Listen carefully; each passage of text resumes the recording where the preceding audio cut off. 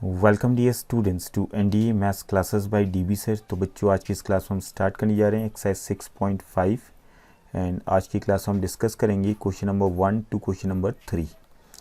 And इससे पहले हमने थ्योरम्स किए थे, थ्योरम 6.7 एंड थ्योरम 6.8 जो कि आपका पाइथागोरस थ्योरम था। एंड आफ्टर दैट 6.9 का जो प्रूफ है उसको डिलीट कर दिया गया है for the session 2021 means board exam 2021, तो इसलिए हमने उसका प्रूफ वगैरह डिस्कस नहीं किया था। बट थ्योरम 6.9 का जो स्टेटमेंट है वो हमें मालूम होना चाहिए, ओके तभी जाके हमारे कुछ questions based on that theorem यहाँ पे होंगे।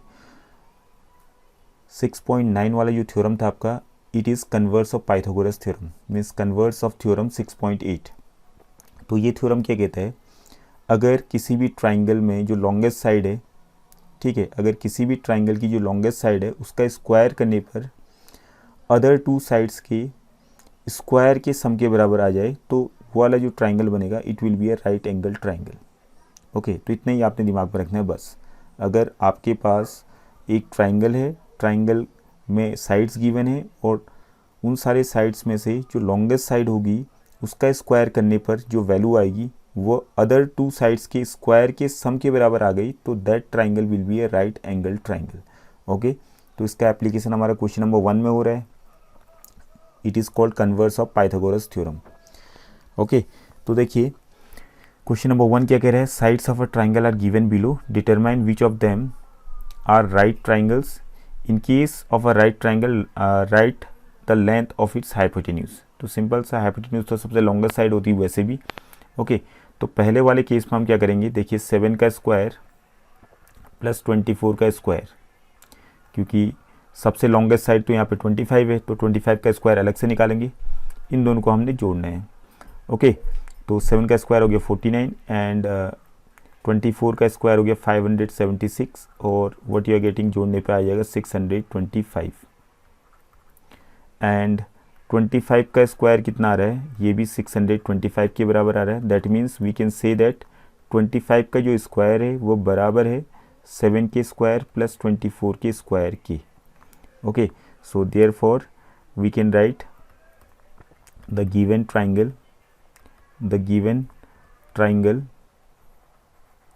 Is a right angle triangle. ये कन्वर्स ऑफ पाइथागोरस थ्योरम के हिसाब से हमने डिटरमाइन कर लिया कि राइट एंगल ट्राइंगल होगा हुज हाइपोटेन्यूज, जिसका जो हाइपोटेन्यूज है लॉन्गेस्ट साइड क्या था इसमें 25, तो 25 सेंटीमीटर हो गया। बस इतना ही लिखना है आपने, ज़्यादा कुछ नहीं है। Okay, in the same manner you can do the rest of the part, second third fourth जो है आप इसको खुद कर सकते हैं।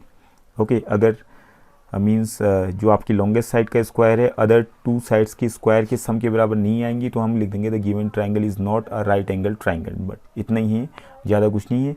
कम to question number second.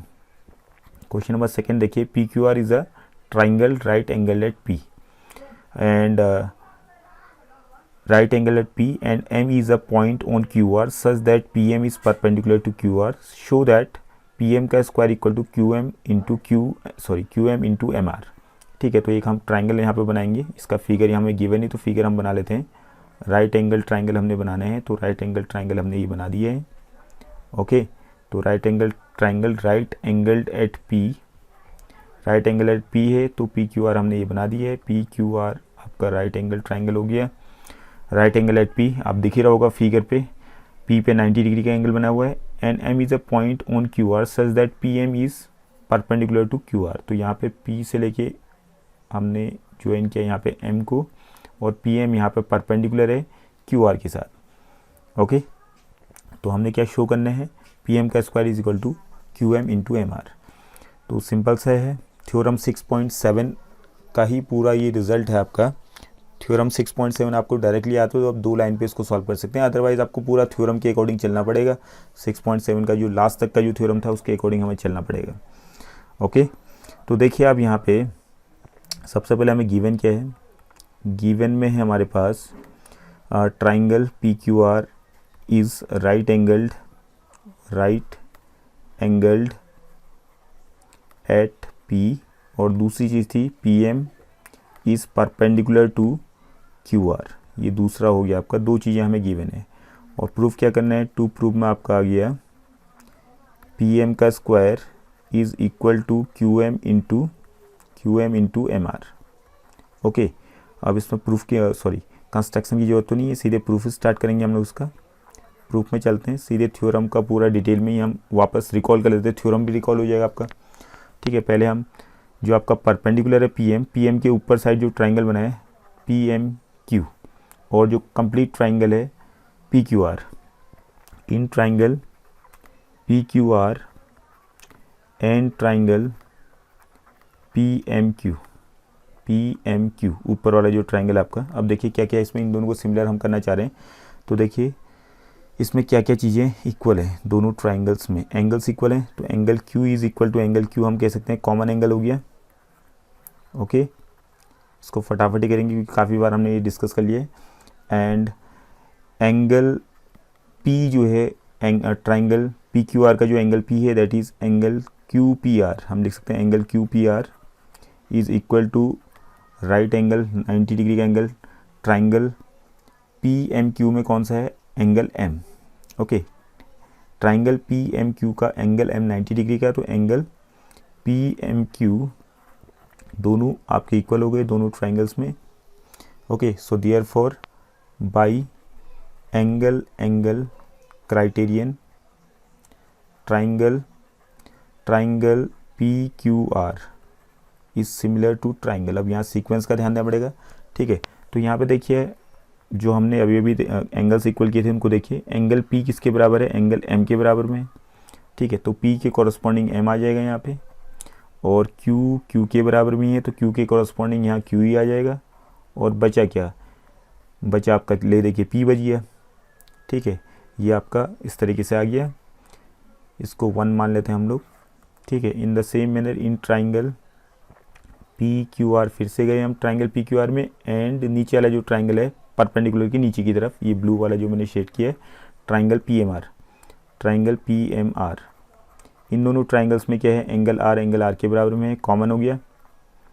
Figure में आपका क्लियर ही है, angle R is common to both the triangles, और दोनों में एक एक एंगल 90 डिग्री का है, that is angle P, that means angle Q P are किसके बराबर है, एंगल पी एम आर ये 90 डिग्री का हो गया।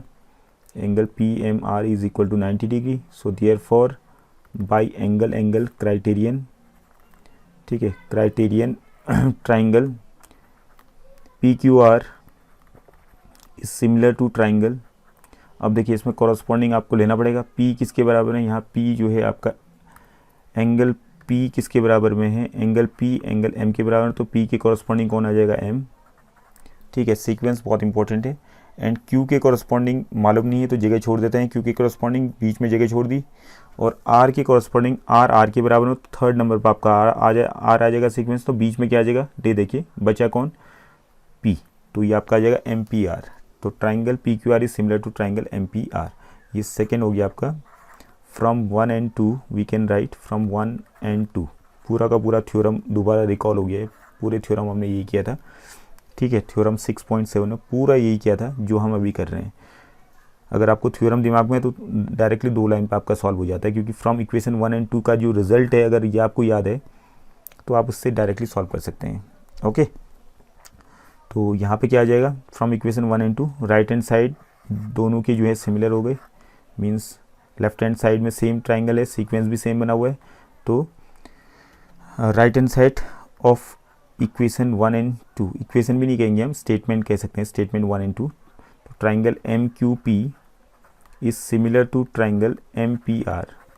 अब यहाँ से इनके कॉरस्पॉन्डिंग साइड्स का रेशियो इक्वल बनेगा अगर दोनों सिमिलर हैं, तो यहाँ से M Q upon M Q की जगह पे क्यू एम लिख देते, ज़्यादा बेटर रहेगा।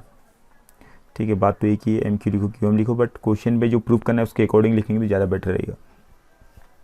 Q M upon M P की जगह पे लिख देते हैं पी एम, फर्स्ट सेकेंड से आ गया, सेकेंड थर्ड से क्या आ जाएगा, Q P upon P R, तो क्यू पी को पी क्यू लिख दिया हमने। ठीक है, बट इसकी ज़रूरत तो नहीं पड़ेगी क्योंकि ये तो हमने कहीं पे शो नहीं करना है, तो इस वाले को स्किप कर लीजिए खाली, या तो फिर अगली लाइन पर आपको उसको हटाना ही पड़ेगा, तो इससे बेटर है कि इसको लिखिए ना। अब फर्स्ट थर्ड में आइए, first third M P upon M R, M P माने P M upon M R को एम आर ही लिखते हैं। अब देखिए यहाँ क्रॉस मल्टीप्लाई कीजिए तो what you will get Q M into M R, cross multiply करने पर P M into P M आ गया आपका पी एम का स्क्वायर। तो ये आपका प्रूव हो चुका है, पी एम का square is equal to Q M into M R. Okay, hope this is clear. Now come to question number third. Question number third देखिए आप, फिगर 6.53 बना हुआ है। ए बी डी से triangle right angle at A पे 90 degree का angle है, इसको आपने ध्यान में रखना है। एंड ए सी परपेंडिकुलर है बी डी के ऊपर में, सो दैट ए बी का square equal to B C into B D, A C का square equal to B D और सॉरी ए बी का square equal to B C into B D. और ये second वाला जो है ये क्वेश्चन नंबर सेकेंड की तरफ बनाएंगे, ठीक है। सेकेंड वाला जो पार्ट है, थर्ड का जो सेकेंड पार्ट है, क्वेश्चन नंबर सेकेंड की तरह आप बनाएंगे। कुछ भी नहीं है इसमें, क्योंकि 1 और 2 का जो रिज़ल्ट आएगा, जो फर्स्ट और थर्ड पार्ट को हम प्रूव करेंगे जिन रिज़ल्ट से, वही रिज़ल्ट यहाँ पे लगेगा आपका। ओके, तो फर्स्ट वाले को मैं सॉल्व करता हूँ। देखिए इसमें सीधे गिवन तो आपको मालूम है, गिवन वगैरह आप लिख लेंगे, टू प्रूफ आप लिख ही देंगे। उसके बाद सीधे मैं प्रूफ में स्टार्ट कर रहा हूँ, उसका प्रूफ में स्टार्ट कर रहा हूँ यहाँ पे। तो देखिए मुझे चाहिए ए बी का स्क्वायर, तो ए बी का स्क्वायर लाने के लिए मुझे ट्राइंगल ए बी सी में जाना पड़ेगा और ट्राइंगल ए बी डी में जाना पड़ेगा। In triangle A B D, ये फिर से हम वही थ्योरम कर रहे हैं 6.7 वाला, once again triangle A B D and triangle A B C, दोनों ट्राइंगल में हम गए। दोनों में क्या कॉमन है, एंगल बी दोनों में कॉमन है, तो angle B is equal to angle B common हो गया आपका ये, ठीक है। एंड आफ्टर दैट उसके बाद एक एक एंगल 90 डिग्री का है, दैट मीन्स एंगल ए जो है, एंगल ए माने angle B A D of triangle A B D is equal to angle C of triangle A B C. तो एंगल सी का मतलब पूरा एंगल का नाम लिखेंगे आप यहाँ पे, तो आ जाएगा A C B, angle A C B के बराबर हो गया, is equal to 90 degree. Okay, अब therefore by angle angle criterion, once again दो एंगल इक्वल हो गए तो आपके सिमिलर हो जाएंगे। Triangle A B D is similar to triangle, अब सीक्वेंस का ध्यान रखना पड़ेगा, तो सीक्वेंस में ए की कॉरस्पॉन्डिंग क्या आएगा, एंगल ए जो है एंगल सी के बराबर, ऊपर लिखा हमने 90 डिग्री का था, तो ए कॉरस्पॉन्डिंग आ जाएगा सी, और बी के कॉरस्पॉन्डिंग बी के बराबर, तो बी की कॉरस्पॉन्डिंग बी आ जाएगा सेकेंड नंबर में। थर्ड नंबर में डी के कॉरस्पॉन्डिंग अपना जो बचा है वही हो जाएगा, तो सी बी ए आपका आ गया। ओके, अब यहाँ से आप कॉरस्पॉन्डिंग साइड्स का रेशियो इक्वल कीजिए, वहाँ से क्रॉस मल्टीप्लाई करके आपका ए बी का स्क्वायर आ जाएगा। तो A B upon first second first second first second first second, C B यानी कि B C is equal to second third से क्या आ रहा है, B D upon A B, ठीक है, इसकी ज़रूरत है ही हमें, तो B D upon A B, but इतनी है, इसके अलावा आपको कुछ लिखनी जो फर्स्ट थर्ड का यूज़ यहाँ पे हो नहीं रहा है, कि क्रॉस मल्टीप्लाई करने पे ए बी का स्क्वायर यहीं पे बन जाएगा आपका, तो A B into A B का स्क्वायर आ गया, और यहाँ पर आ गया आपका B C into B D. Okay, और ये यहाँ पे आप क्या करेंगे, इसको आप स्टेटमेंट 1 बना के छोड़ देंगे, जो आपने सिमिलर वाला जो ट्राइंगल लिखा है रेड कलर से जो मैंने लिखा है, वैसे ही आप फिर सेकेंड पार्ट को लास्ट में करेंगे। थर्ड पार्ट में आएंगे, फिर आप थर्ड पार्ट भी आप फर्स्ट पार्ट की तरह ही सॉल्व होगा। थर्ड पार्ट में क्या करेंगे, ये तो फर्स्ट पार्ट हो गया, तो थर्ड पार्ट में चलेंगे हम इन ट्राइंगल। थर्ड पार्ट के लिए हमें ए डी का स्क्वायर चाहिए, तो ए डी के स्क्वायर के लिए मुझे ट्राइंगल ए डी सी और ट्राइंगल ए बी डी में जाना पड़ेगा, मीन्स बड़े ट्राइंगल में, होल ट्राइंगल में, और ऊपर वाला जो परपेंडिकुलर के ऊपर वाला ट्राइंगल है ट्राइंगल ए डी सी। तो in triangle A B D, in triangle A B D and triangle A B D, sorry A D C, triangle A D C में क्या क्या इक्वल है, angle D is equal to angle D हो गया common. Okay, ये हो गया common, दोनों में है एंगल डी, एंड एक एक एंगल 90 डिग्री का है।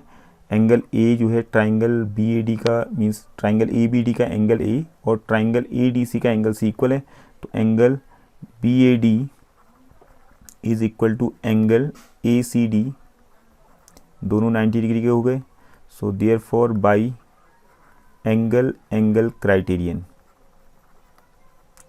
Triangle A B D is similar to triangle, अब ए के कॉरस्पॉन्डिंग क्या आएगा, ए के कॉरस्पॉन्डिंग यहाँ लिखा ही है हमने, एंगल्स बने हैं, ए जो है सी के बराबर में है, तो ए के कॉरस्पॉन्डिंग यहाँ पे सी आ जाएगा, बी के कॉरस्पॉन्डिंग जो है जगह छोड़ देते हैं फिलहाल, और डी के कॉरस्पॉन्डिंग, डी किसके बराबर है, ऊपर लिखा है D equal to D common, तो डी के कॉरस्पॉन्डिंग डी आ गया, तो बीच में बचा क्या, सी डी तो आपने लिख दिया, बीच में जो जगह खाली है उसकी जगह पर आ जाएगा सी ए डी, ए आ जाएगा बीच में।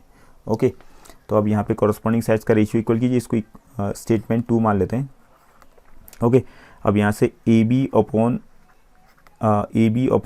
ए C is equal to B D upon A D are, तो इसको छोड़ देते हैं, लास्ट में हम लिख देते हैं फर्स्ट थर्ड वाला जो है, फर्स्ट थर्ड से आपका आ जाएगा ए डी अपॉन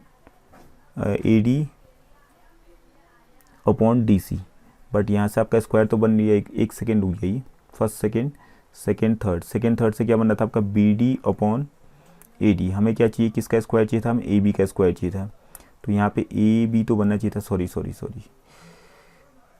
अच्छा हम थर्ड वाला पार्ट कर रहे हैं, कोई नहीं, ए डी का स्क्वायर चाहिए हमें, तो ए डी का स्क्वायर के लिए सेकेंड रेशियो आपका आएगा B D upon A D, ठीक है, मेरी नज़र पहले वाले में चले गई, हम तो थर्ड वाले को प्रूव कर रहे हैं, ठीक है, sorry for that. And after that उसके बाद फर्स्ट थर्ड से आपका आ जाएगा A D upon C D, तो आप इस रेशियो को, फर्स्ट वाला जो आपका रेशियो है इसको छोड़ दीजिए, सेकेंड और थर्ड को लीजिए और उसमें क्रॉस मल्टीप्लाई कीजिए, तो what you will get, A D का स्क्वायर का square equal to B D into C D. Okay, ये भी आपका प्रूफ हो चुका है थर्ड वाला पार्ट, ठीक है, थर्ड पार्ट भी आपका प्रूफ हो चुका है। अब आप सेकेंड पार्ट का प्रूफ सीधे फ्रॉम 1 and 2 लिख सकते हैं, फ्रॉम 1 and 2। अब देख, triangle A B D similar triangle C B A के, और triangle A B D similar triangle C A D के, तो ट्राइंगल सी बी ए भी सिमिलर हो जाएगा ट्राइंगल सी ए डी के। तो पूरा का पूरा थ्योरम हम दोबारा कर रहे हैं 6.7 वाला। ओके, तो यहाँ पे क्या आ जाएगा, B C upon A C is equal to, A C देखो कहाँ पे बन रहा है, सेकेंड थर्ड में ए सी बन रहा है कि नहीं बन रहा है, तो इसको छोड़ देते हैं हम, फर्स्ट थर्ड लेते हैं, तो फर्स्ट थर्ड से आपका आ जाएगा ए सी, और फर्स्ट थर्ड से आ गया यहाँ पे सी डी। अब यहाँ पे ए सी का स्क्वायर बन ही रहा है क्रॉस मल्टीप्लाई करने पर, तो ए सी का स्क्वायर बन चुका है, साथ में आपका आ जाएगा B C into C D, या डी सी लिख दो, बात एक ही है। ओके, ये भी आपका प्रूफ हो चुका है, ठीक है, होप दिस इज़ क्लियर। तो यहाँ पे क्वेश्चन नंबर 2 और क्वेश्चन नंबर 3 में हमने कुछ भी नहीं किया, केवल थ्योरम 6.7 जिस बच्चे को अच्छी तरीके से समझ में आ गया है उसी चीज़ को हमने दोबारा रिपीट कर लिया है, थ्योरम के पूरा प्रूफ जो है वो दोबारा कर लिया हमने। अगर आपको थ्योरम अच्छी तरीके से सीक्वेंस याद है, कौन सा एंगल की कॉरस्पॉन्डिंग कौन सा आएगा, सीधे आप डायरेक्टली अप्लाई कर सकते हैं, और ज़्यादा नहीं, बहुत कम जगह पे ही आपका क्वेश्चन सॉल्व हो जाएगा। Okay, hope this is clear. आज की क्लास में इतने, in the next class will discuss few more questions of the exercise. Thank you for today's class.